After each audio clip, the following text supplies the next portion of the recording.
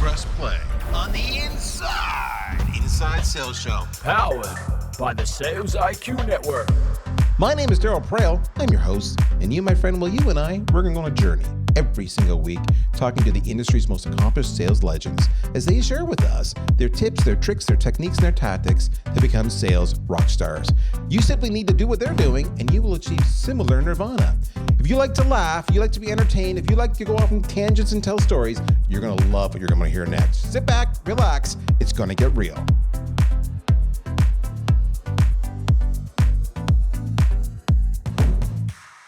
How's everybody doing today? Funny, I've been getting some outreach. I wanted to share a story about the outreach I've been getting lately, and it's the reason I'm hesitating is because the outreach has it's been different. It's been all over the board, and my main outreach. I'm talking about sales reps calling or reaching out or pitching me, and that could be on a phone call, it could be on an email, it could be social, it could be whatever, right? A video, you get the idea. But here's the point. I'm getting outreach that is completely across the board.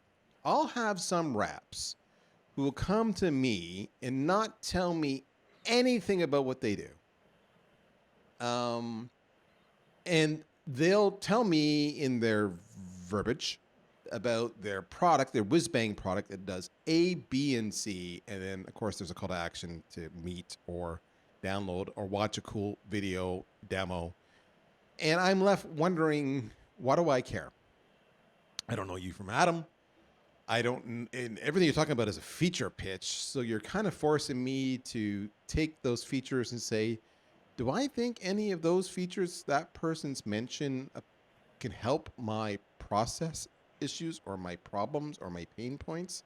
Because I don't really understand how maybe all those features would be utilized or applied. So I can't get, I could guess that maybe that might help me, but I don't really know. So that's one scenario. And if you're already feeling uncomfortable, you're not alone. So many of you do it. I get other ones who come to me and they nail it. They're like, boom, Darryl, we understand where you are. We understand the pain you exist in your role. You know, you've got problem 1, 2, 3, 4, 5, and you're probably feeling this on a daily basis. And, you know, your employees are probably ticking you off because they do, you know, A, B, and C, and you're probably getting heat from above and performance expectations that are misaligned. And we hear you. And there's no call to action here other than, hey, we want you to know that you're not alone. And if you're curious, we do have this cool piece of content, how Company A and Company B and Company C dealt with it. I'm going to share it to you. Here it is. And I'll get back to you. If you want to drill down any of that stuff, let me know. So you see, those are two very different messages. And then I'll get something in between where they'll say, okay, Darryl, we want to talk to you about driving demand. Now, Darryl, do you know what we mean by demand? Which is like they're treating me like an absolute moron. No, I became a C-level officer because I have no idea what demand is. Thank you for using conversation and assuming that you're selling to somebody who's fresh out of school and brand new to the job and truly is learning the job. Maybe you haven't seen my white hair that's prevalent on my LinkedIn profile. Does that sound obnoxious, folks? What you're seeing is this. Couple symptoms here. You're seeing the fact that sometimes you're approaching me unsolicited, which means I am at the very beginning of my sales journey. Maybe I do want what you want. Maybe I do. I totally do. I just don't know it. And you're bringing it to my attention. But I'm at the beginning. Other times, some of these interactions that are happening are literally when I've reached out to them. I'm thinking your problem can help me. And then they want to, you know, assume I'm a moron. And I'm like, no, wait a minute. You can see everything about me. You can see that I Googled you. You can see what keywords I clicked on. Those are intent signals. You can see that I spent time on your website. You can see the content I downloaded because you cookied me. All right? You know that I've scored 4,000 on your scoring index. And then I've proactively reached out to you. I am well down the funnel. And you're treating me like an absolute moron. Like I am a noob. Like you've cold called me. those are what I'm trying to convey is I'm in some of, and the one example, I am the very beginning of my journey, my buying journey. And the other example, I am way down my buying journey. All right. And what you folks need to do, and you don't do a great job on, and I say that, I know I'm generalizing. So for those of you who do a good job on this, just, hit fast forward on the app, go ahead a minute or 2 or 5. But most of you, what you don't do a great job on is adapting your message and adapting your technique and adapting your engagement and adapting your approach to where I am in my buyer based on the experience that would make most sense for me, so that we can then progress and you can take my money and you can ring the gong and you can go to President's Club because you adapt it to my buying experience. That's one way of putting it, all right? You're just treating me like a transaction like everybody else and not actually tailoring it to me. Okay, because we've talked about tailoring it to the persona, but I'm talking about tailoring it to the buying experience. And you got to do both. They do go together. Who's really good at talking about this? Well, it's clearly not me. Otherwise, I would just talk at length and fix it. And we've never talked about this before, but it's so true. I'm going to guess you've probably never thought about where your prospect is in their buying journey and how their experience with you needs to adapt accordingly. That's huge. So who's the guy? Who's the expert in this one? Boys and girls, everybody from all walks and races across this grand globe of ours. Let me introduce to you my good friend, John Richardson. John, he's a bit of a, he's British, all right? So right away, he uses the letter Z instead of Z, okay? But I do too. And he also understands that there is the letter U in neighbor and in candor, because damn it, the U belongs in that word. He's British. A little more background beyond his nationality. He ran sales development for New Voice Media before a $350 million exit to Vonage. That was back in 2018. But in the process, he was really always frustrated with the experience of using recruiters who didn't understand the inside sales world and provided training that wasn't relevant. This kind of sounds like how I open up this whole show, right? So that's when John went and started EXP. And I'm going to ask him what does EXP stand for, because it's got to be a definition there. Because if you look at it on the website, the X is lowercase, but the E and the P are uppercase. And the branding people here know that means something. And the whole point of EXP is to help software businesses. So he's already known as ICP. It's software businesses find, train, and coach SDRs, account executives, and customer success managers across the world. Now get this, though. He's done it all. He's sold by knocking on doors, by cold calling, and street contacting, and he's super passionate about call coaching. John, EXP, you find and enable salespeople. Talk to me, brother. Talk to me about the whole buy-in experience. Talk to me about your experience going to a $350 million exit. Talk to me about EXP. What does the EXP stand for? I have so many questions for you. Yeah, where do you want me to start? The EXP. Just pick one, anyone. Yeah, so I remember right when I graduated uni, I was applying for sales jobs because I liked talking to people, and I thought that sales might be a place that I could find my home. And I got on a train from the north of England down to London. I sat through an assessment day, waited for a few hours for my interview at the end of the day, and got told that I didn't have enough commitment to show that I wanted a career in sales. And so for me, it's always been about finding that exceptional potential in people.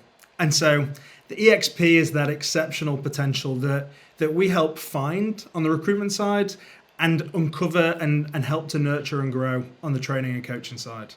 So yeah, that's kind of the founding story, if you like, of where the idea for EXP came from. Exceptional potential, EXP. Folks, if you're multitasking like I often do, exp-recruitment.com. Check them out. All right, John, I was talking about buying experiences. Did anything I say resonate with you? I've told them all that you're the expert and you're going to help fix them. So don't make me look bad here, brother.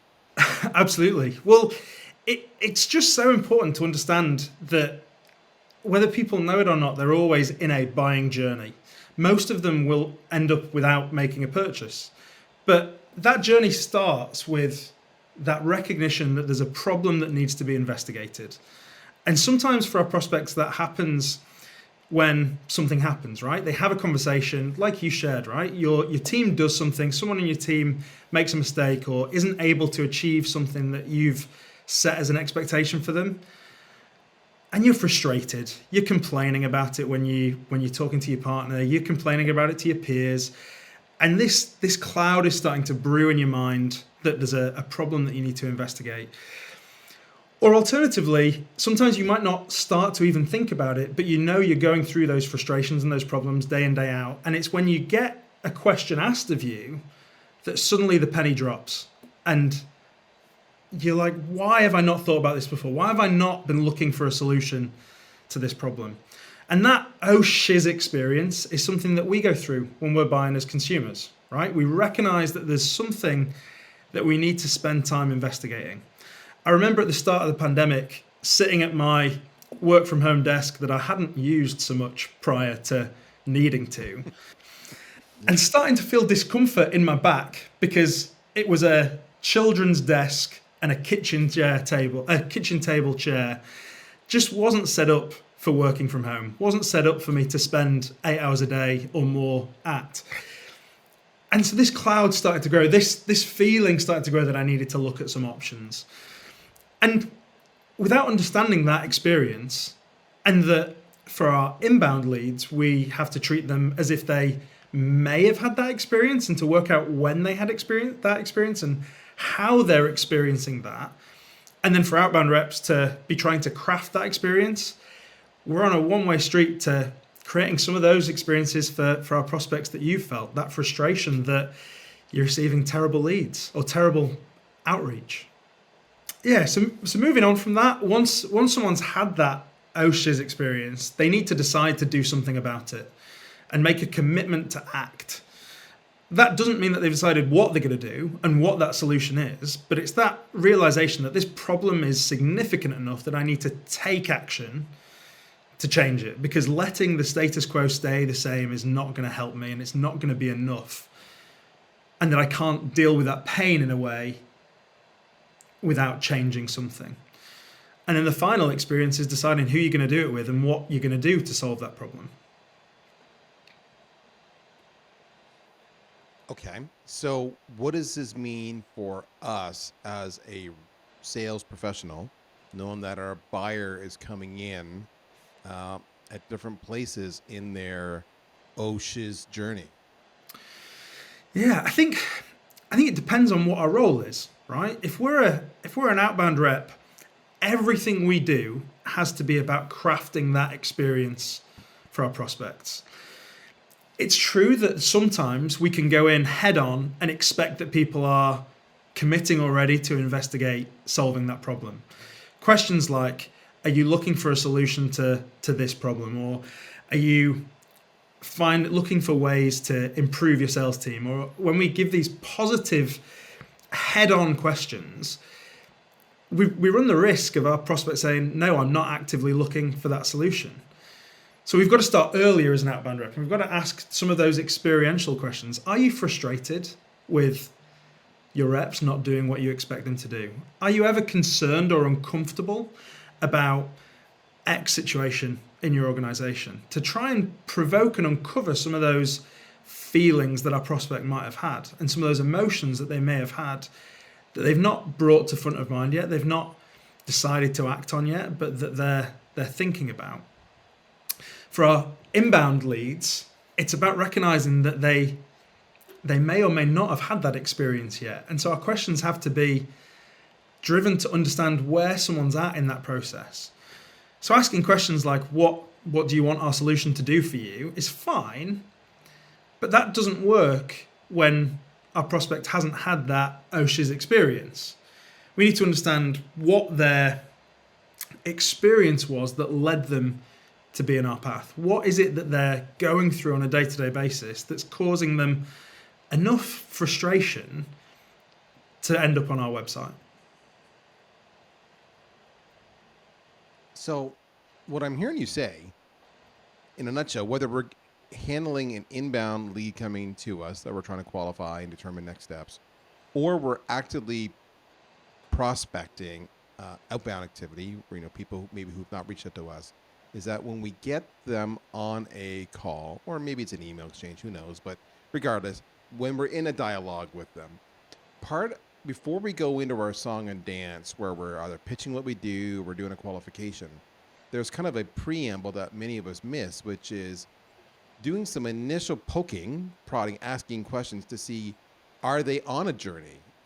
Or if the answer is no, because you cold called them and they hadn't even thought about it, okay, then they're at the very beginning and I need to kind of orient myself that way. Or they are on a journey, but maybe they just don't realize that there could be a happy ending to this story. So maybe they're in the middle of their journey. Or, yeah, they're on a journey and they're living it and it's frustrating as hell. And we've evaluated A, B, and C and that hasn't worked. So do you have something for me? So they're kind of that bottom of the funnel process, if you will. And once we understand that, then we can instantly adapt to our qualification or our education or our storytelling to based on that, which will engage them better and not annoy them, not push them away, not treat them like imbeciles. And I think even more important, you're not making assumptions that will bite you in the ass later on, because maybe today you're guilty of making assumptions that they have pain and they know they have pain because they have a senior title. And then when you go down the road and they don't buy your product because you're too expensive, and you realize, I didn't confirm they had pain, and therefore this is expensive, where if they had pain, then I would have hammered that home, and the price point would have been an easy resolution to making that pain go away. So it's really about understanding right away the person you're talking to, where they're at in their process before you start doing your thing. Did I get that right?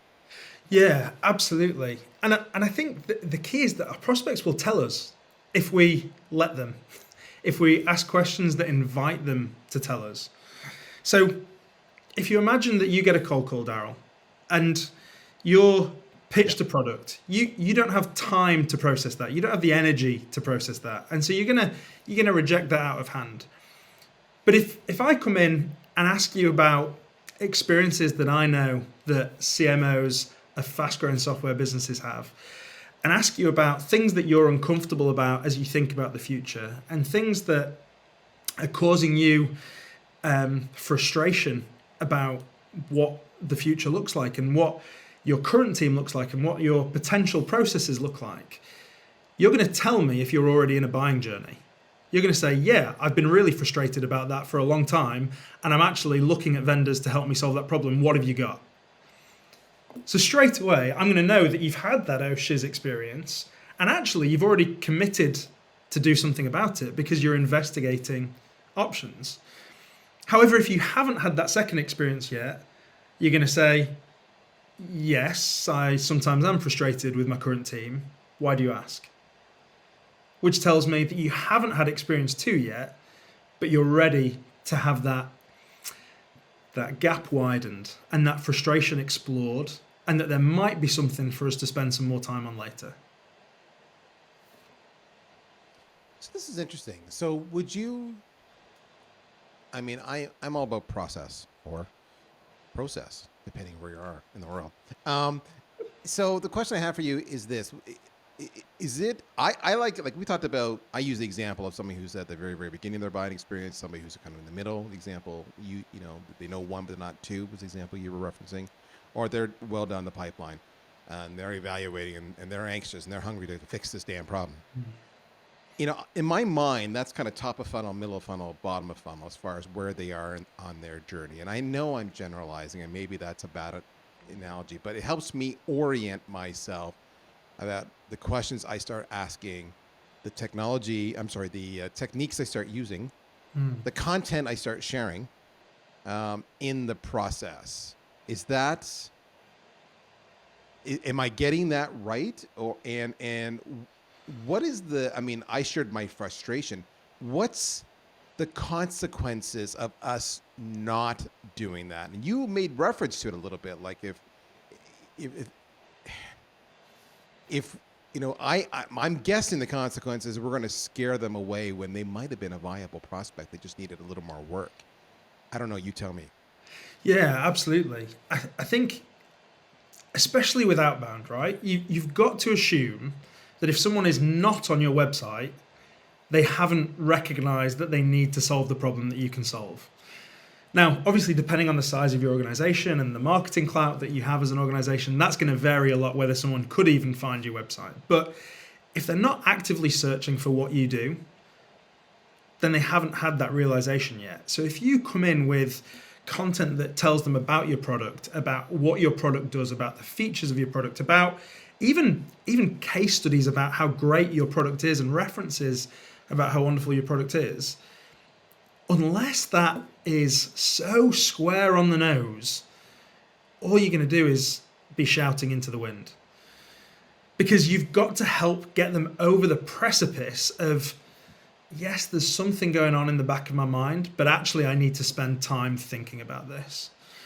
And so I think the consequence is that we can spin our wheels sharing content that gets some responses, because there will be some people who do happen to be looking for what you offer and have already recognized and gone through some of those experiences, but actually they're false positives. It's a false positive for somebody to respond to an email that is a product pitch saying, yes, I'm looking for something like that, because if they're not Googling you, they're probably not looking for it yet. But that doesn't mean that they haven't started to have experiences that are making them frustrated, uncomfortable, concerned, that by using that emotive language and just focusing on that first experience will capture anyway. It's interesting because we talked about there's different ways you can do this. One way that John's brought up is that we can ask questions that will quickly orient ourselves to where we are in the buying experience, where the buyer is, the prospect is in the buying experience. Now, I've seen it done different ways. And John made an interesting point that if you're outbound, you may not have that exact same chance because it's completely cold. And what I've seen done there, and John, I would love your take on this, and this is a bit of a technique. Some people like it, some people don't. Which is the classic, I call John answers the phone, and I say, hey, John, it's Darryl. Full disclosure, this is a cold call. Can I have 30 seconds of your time? And John is either going to say yes or no, but usually they're going to give you 30 seconds because they already answered the call knowing that you were a random stranger and they did not recognize the number on the call display. So they're going to say, fine, you have 30 seconds, go. And then you can say, John, I represent a service or a product that most people will take advantage of if they suffer problem A, B, C, or D. Now, I'm assuming you probably don't have any of those problems, but I don't want to make any false assumptions. Does any of that resonate with you? And so right away, you've not actually asked any qualifying questions. You've simply described where people are, scenarios, storytelling, where they might be evaluating a solution like yours, and then you let them respond. And they're going to say, well, yeah, no, I definitely have a problem with A and C for sure.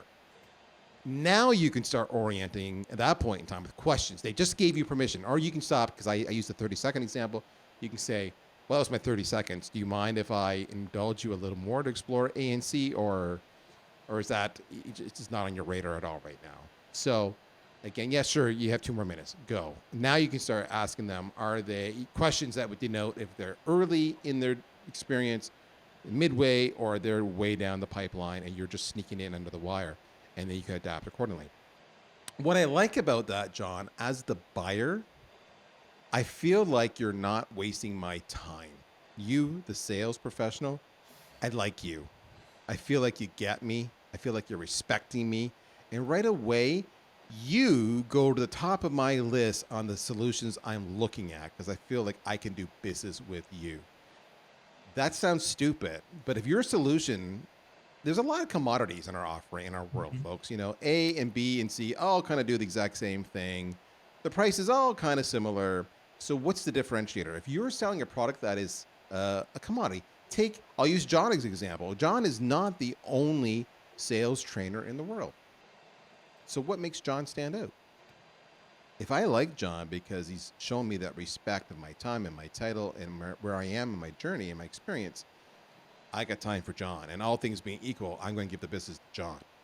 And isn't that the purpose that we do this for, is to try to stack the odds in our favor as much as possible by asking qualifying questions, by giving a great experience, by being prompt, by being very intentional, by sharing our sales process with them, by connecting with the persona, and most importantly, understanding where they are in their buying experience. How'd I do, John? Yeah, I think really great. And I think you've touched on something that is absolutely key in all of this, that for us as salespeople, it is all about that buying experience and helping people to have buying experiences. Because if the product can do it itself, then we're not needed. And so the reason we exist is to help people go through those processes. So if your cold call, if your email outreach, if your LinkedIn messages, if your anything is a description of your product, let marketing write it, because you're not needed. Go and get another job. Go and do something else.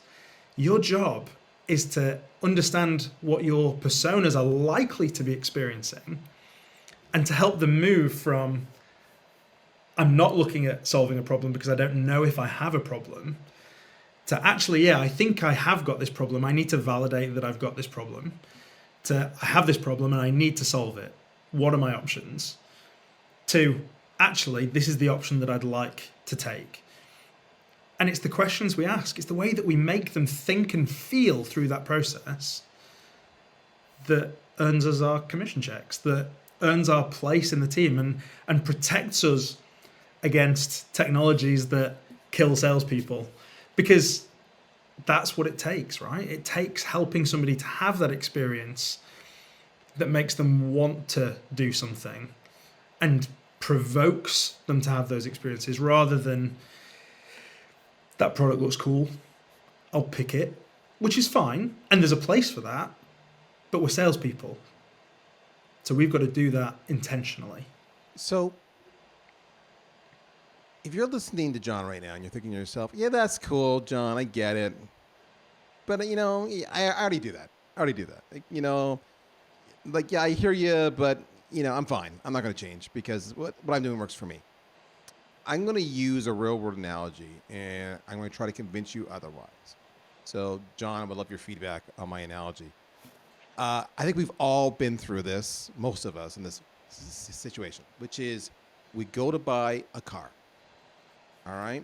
Now, there's kind of two buyers of cars. There's the one that is completely overwhelmed by the options and goes in and it's like, help, here's my budget. Other than that, I don't know what is a good fit for me. There's that buyer, right? That would probably be my wife. My wife, a car's just a tool, right? Doesn't have any care about, maybe she might worry about safety, and of course it's got to be comfortable. But that's it. Here's my budget. Is it safe? Do I think it's cute? Don't ask her a brand or a model. She doesn't know, right? But there's one more thing about my wife. This is my money. Treat me with respect. And then there's something like me who does all the research. I know exactly what it is. And I'm going in there and I'm like saying, do you have this make, this model, this color, this engine size in stock? And how much is it? And that's me. Okay. If you can relate to this scenario, you know that you can buy that vehicle from different places. So where do you, if you're me, where do I choose to buy it from? Well, I'm going to probably buy it from somebody who understands the best price and maybe the best service, the best customers, after sales service, that kind of stuff. If you're my wife, you could show her 5 different models that all are pretty and are within her budget and are comfortable and are safe. So who's she going to buy from? She's going to buy from the one who she trusts the most, who walked her through the buying journey and didn't make her feel stupid, didn't try to take advantage of her because she's a woman. The stereotype, All right, I'm not trying to pick on women. That's the stereotype I'm playing on here. They respected her as a person. Very different sales. So where are you in the buying experience? That's why this matters. That's the difference between being invited to bid on the business and being dismissed. That's the difference between actually forecasting the sale and never even getting, a kick of the can.